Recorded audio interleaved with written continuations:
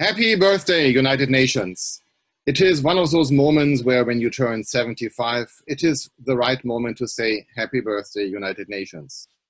June of 1945, 75 years ago, on the 26th of June to be precise, 40 to 50 representatives or nations met in San Francisco and signed on the 26th of June the initial Charter of United Nations.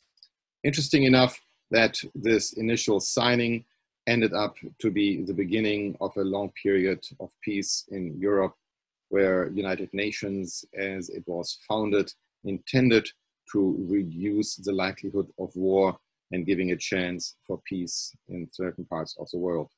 This promise has not really been fulfilled all over the world, but there is a good basis in United Nations. United Nations, as it was created after World War II, was driven by the Allies and the victory over Germany. So there are a couple of disparities based on the post-World War II scenario. There are countries from Africa, there are countries from South America and Asia not represented in the Security Council.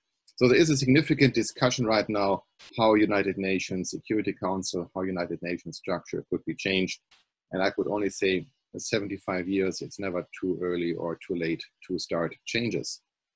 And current trends indicate that there may be some change possible in the next years. But what I really find is interesting to mention about United Nations, that only a few days after the end of World War II, which was in May of 1945, folks got together, they gathered in San Francisco to say, a disaster like that cannot happen again. It's the beginning of a peace-building process. And we know the blue helmets who are making peace in different parts of the world under United Nations control.